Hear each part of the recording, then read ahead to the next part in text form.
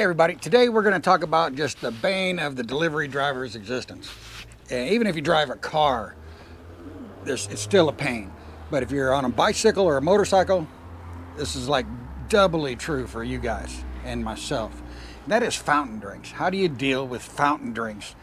Because every restaurant seems to offer those. I wish they would go to just like 1 liter bottles or something like that, but they don't. I don't work for Burger King, so I don't get everything my way. So we have to deal with these fountain drinks because people keep buying them and we need to deliver them. So I got a comment from a user named Austin1988, and he asked a question about the drinks. You know, have I ever had any spills or anything like that? And the answer to his question, or the response I needed to give to his comment, was really more than what I could provide in just a simple comment. Needed a little more explanation, and a demonstration was in order, I thought. So we're going to jump in and take a closer look here, and I've gone out and bought 3 fountain drinks, and we're going to talk about how I carry them. Those cost me $3 a piece. That's $9 worth of drinks that I bought for this video. So this video cost me money to make, so you guys better appreciate it.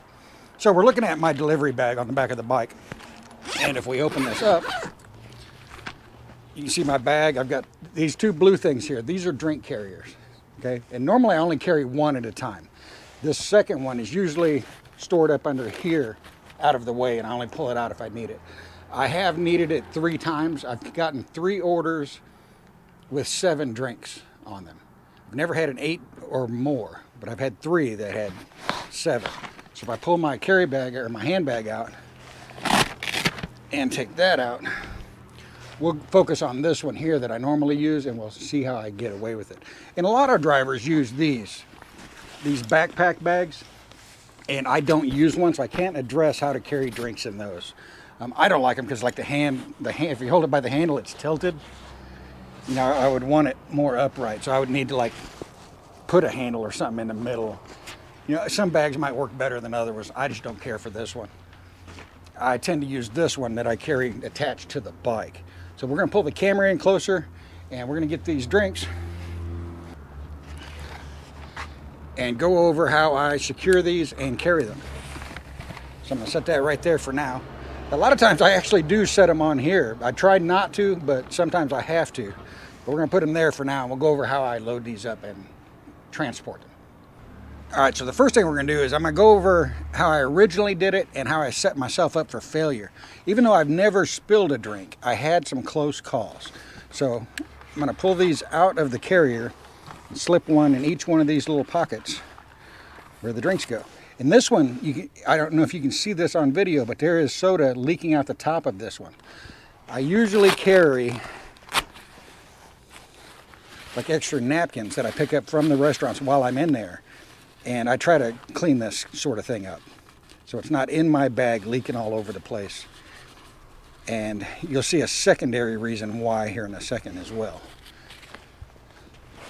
So let's take this one.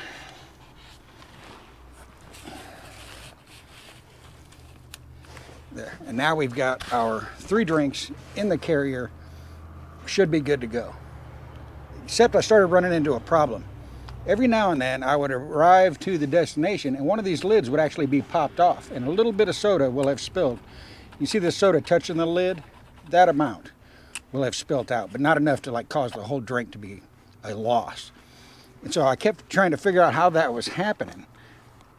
And so I started paying more attention to how I was loading them in there, and, you know, how many bumps I'm hitting along the way, things like that. But as you can see, they don't sit level. So the lids tend to ride on top of each other, and that causes, you know, one lid to come undone. So that was an issue. I had to figure out how to solve that, and I did. And the way I did that was this. I went out and purchased a pool noodle, just like what you buy from Walmart or anywhere else, and I cut it into little donut-shaped pucks like this. So I have 4 of these, 2 for each one of these blue containers. So if I pull these drinks back out, and I place one of these in every other slot and put the drinks back in,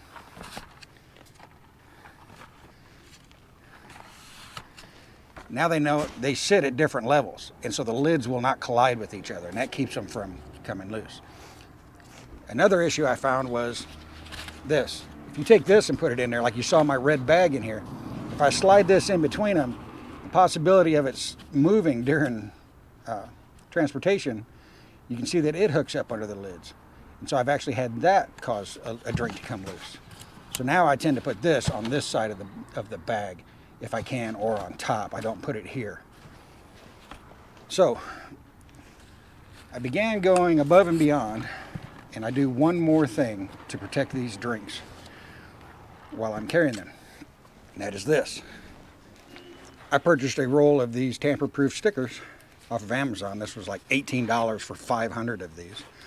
I am going to find a cheaper source for these. Webstron store sells these much cheaper, but you have to pay more in shipping. So I have to buy a bulk in order for them to pay for themselves. But this initial load I just bought off of Amazon. So these cover the straw hole like that, and then tape the lid down to the cup.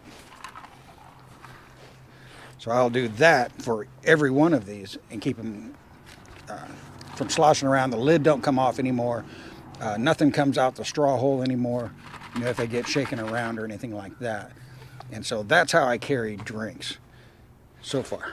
All right, so hopefully that answers the question as to how I carry drinks and how I deal with spills and things like that. So far I haven't had any real spills. I've had a little minor one when I first started noticing the lids coming loose, but I haven't spilled or lost a drink so far on a delivery. So that concludes that part. So if you're here to see just that, you can click off this video now. This next part's for subscribers. I've had a lot of people wanting to know if I'm going to do delivery videos. And I've worked a little bit on a camera setup and a microphone setup so that I can do it.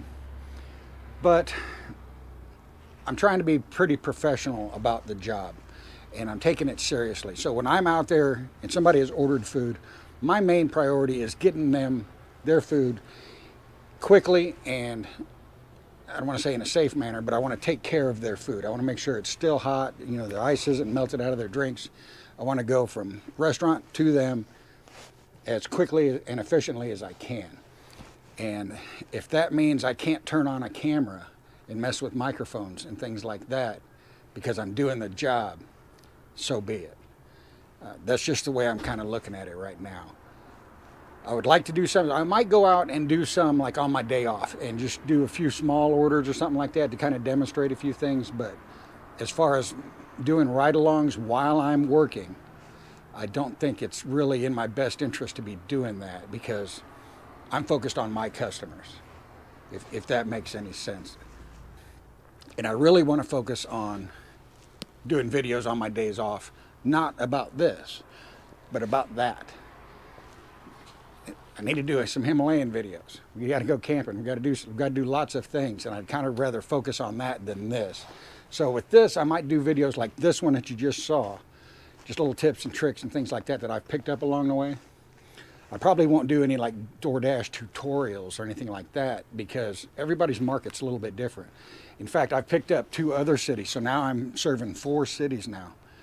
And depending on where I'm at, I use different strategies because the strategies for these 2 cities is different from the other 2 cities that I work at. It's completely different. And that's where I've been. I've been kind of experimenting with a lot of things and trying to see what works, what doesn't, like that. And so that's kind of why there's a lull in the videos right now, is because I've got a lot of things to figure out and learn myself before I can, you know, get things going on a schedule, you know, on a regular basis. And so that's where we're at right now. So hopefully you guys enjoyed what I showed here today, and hopefully I've explained why I haven't been making as many videos right now, because I don't want to say I'm just too busy. I'm trying to focus my attention somewhere, and once I've got that kind of solved and, you know, like I said, kind of get into a routine with everything, then we'll start getting more videos out there. So hope you guys enjoyed this, and take care, and I will catch you next time.